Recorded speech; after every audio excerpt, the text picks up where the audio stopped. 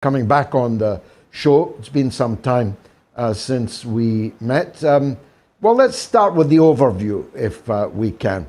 What do you think happened in Russia over the last 36 hours?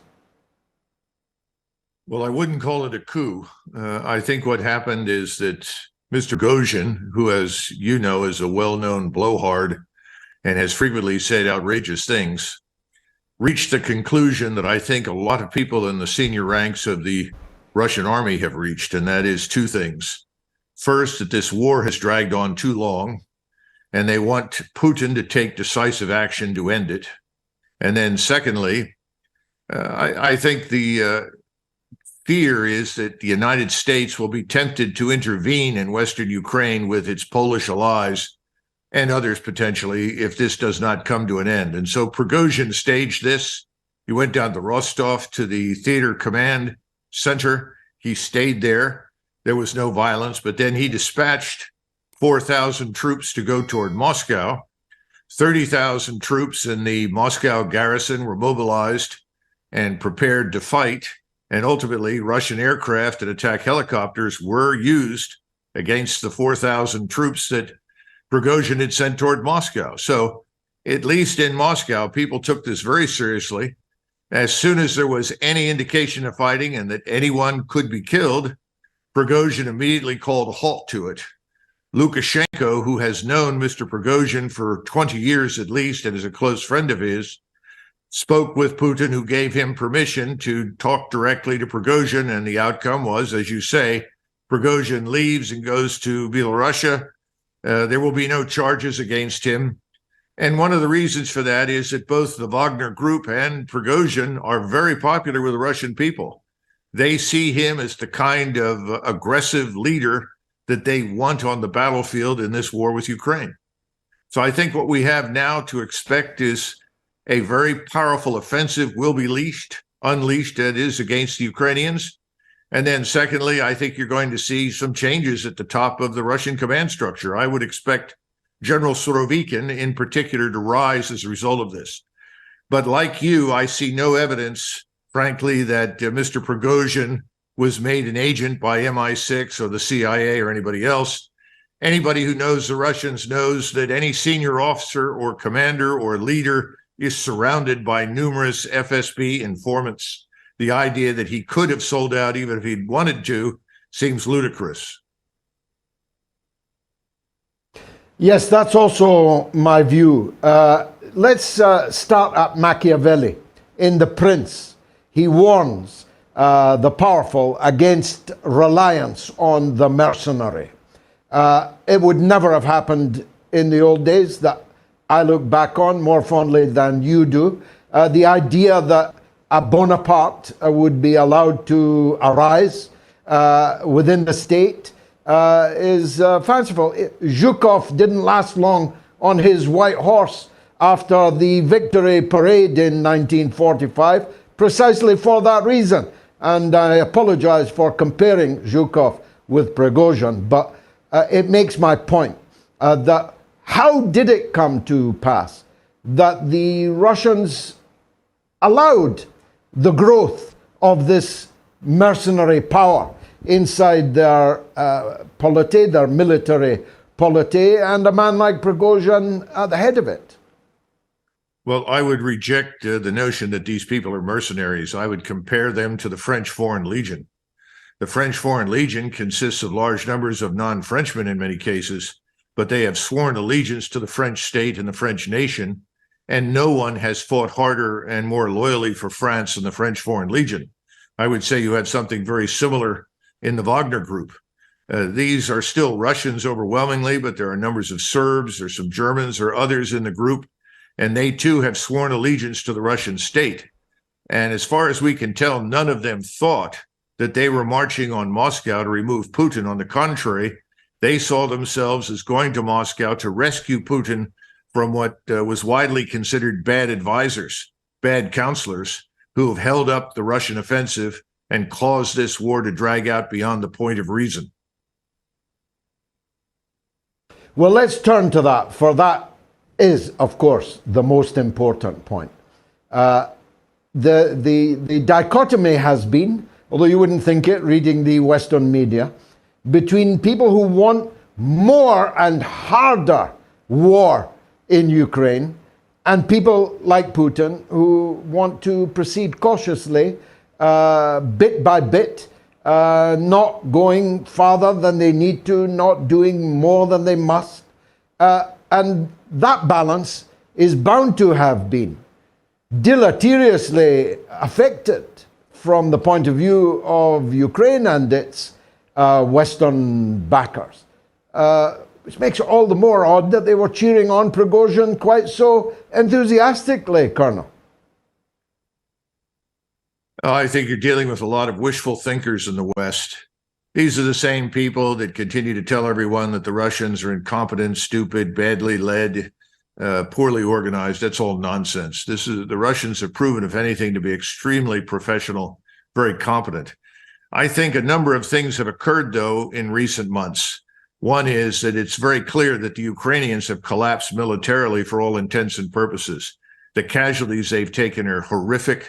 There really isn't much left. And lots of senior officers, and I'm sure Surovikin is one of them, have said, look, let's get on with this, put an end to this, regain control of everything east of the Dnieper, regain control of Odessa, then we can decide what we want to do next. The second thing is there's been a lot of very dangerous talk in Washington about nuclear weapons. You have this piece of legislation that's under consideration in the Senate that talks about threatening Russia with nuclear strikes if they detect anything that they consider to be evidence for a Russian nuclear operation. The Russians have made it very clear they will not use nuclear weapons unless we do. However, Zelensky has been encouraging his forces to attack the Zaporizhzhia nuclear power plant on the Dnieper River. The Russians have guarded it and protected it, tried to shut it down as much as possible because they don't want the radioactivity loose. But this is the kind of dirty bomb threat that Zelensky has made real for a long time. As a result, the Russians, I think, collectively have said, good Lord, what happens if this man Zelensky succeeds in something at the plant that it amounts to a dirty bomb or the equivalent of it, and then the U.S. uses it as an excuse to intervene and launch a tactical nuclear weapon against us? I think these things were also on Prigozhin's mind. I think it's why Prigozhin said, I've got to do something dramatic to get Putin's attention. Remember, Putin and he have known each other for many years. This is not what people think. That's why I don't buy the notion it's a coup. I think he got Putin's attention. I think we're going to see change at the top, and I think this offensive is going to be unleashed. That's the outcome that Prigozhin wanted. And well, that to be now unleashed. It would indeed, as you put it, be everything up to the river and everything to the south, including virtually the whole of the seaboard, and certainly including Odessa. That would leave a rump state, to put it kindly, a kind of Kosovo style rump entity that would be of interest, I would have thought, to at least the Poles and maybe even the Hungarians also, and would redraw the map completely. Would the Americans shrug and accept that, or would that strengthen the Lindsey Grahams and Blumenthal and the like, who clearly want America and Russia in a toe-to-toe shooting war, including shooting nuclear missiles in Europe? Well, I don't know that the fools in Washington really want a nuclear confrontation. I think they enjoy threatening it. They don't understand what they're talking about. And I know the Russians don't. There's much truth in what you're saying, except that I would point out that Putin would probably accept almost any solution on the west side of the Dnieper along the lines that you described, provided whatever emerges in this rump state is neutral. And that was the real concern from the very beginning. He wasn't interested in going to war. He wasn't interested in marching into Kyiv or anything else. He simply wanted Ukraine to be neutral, not a platform for NATO and the United States to use against him.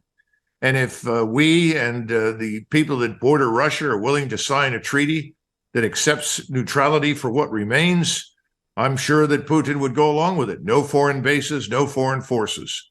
That would be his concern. Yes, and of course that could have been achieved. In fact, an outcome less onerous than that could have been achieved under the aegis of President Erdogan until Boris Johnson was dispatched to quash it. Do you think he did that of his own volition, or did Washington tell him to? How do I say this as diplomatically as possible? London is Washington's puppet. End of discussion. So unfortunately, no, he didn't think of it on his own, though he's quite capable of dumb ideas. I agree. But nevertheless, this dumb idea came out of Washington to keep the war going. It's over. The people in Washington know the Ukrainians are finished. They know they can't replace the losses. The question now is what comes next, and nobody wants to accept publicly the fact that the Russians are in a strategically powerful and dominant position. That's not going to change. But there is still margin for mistakes and error. There's still an opportunity here for someone to push too far, for an opportunity for the U.S. to engage in an intervention that could widen this war and make it Europe-wide. That's the real danger. We're not prepared for it, by the way. Let's be quite clear on this. We don't have the ammunition. We don't have the forces on the ground. But it's not impossible. And I think that's what drove Prigozhin. I think that's what concerns the senior officers in the Russian army. They want to end it. Now, the senior officers, undoubtedly at the front, are tired of the Minister of Defense. They're tired of the top brass back in Moscow. Do you think that replacing them, rotating them, finding some way of nudging them sidewards or upstairs to the boardroom or whatever was part of the negotiation with Prigozhin? Yes, although I'm sure that President Putin did not obligate himself to do exactly what Prigozhin argued should be done. Nevertheless, I think, yes, he understands now clearly that Prigozhin is not the Lone Ranger. Everyone at the top, or almost everyone in the battlefield, wants to get on with this. It reminds me, frankly, of 1990 and 91, when we were sitting in the desert and suddenly there were discussions about turning the border between Saudi Arabia and Kuwait into something like the Korean border, something that Colin Powell at the time seemed to advocate, and we feared that most of the Army four-stars would accept. Fortunately, President Bush rejected that out of hand and said no. And we were all greatly relieved when we attacked because we didn't want to sit in that desert eternally. Now, I think the same feeling is very widespread inside the ranks of the Russian army. People are sitting there, I don't want to be here next year. So let's get on with this. Let's attack. Let's destroy these people. Let's force people to the table, come up with an agreement, and we can go home. Now, are things changing in Washington? After all, Joe Biden visibly enfeebled, sorry to say this as diplomatically as I can. London may be Washington's puppet, but the puppet master in the Oval Office leaves a very great deal to be desired.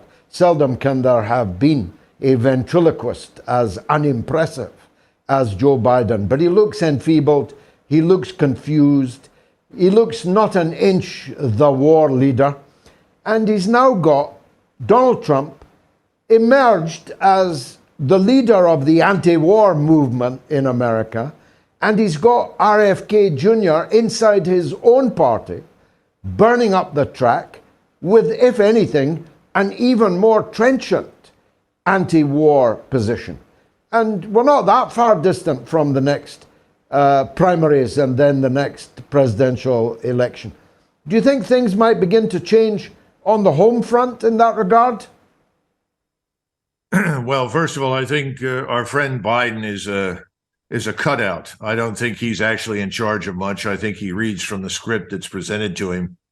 He has powerful forces behind him, powerful donors, and he's got key people in the administration who are helping to manage and handle him.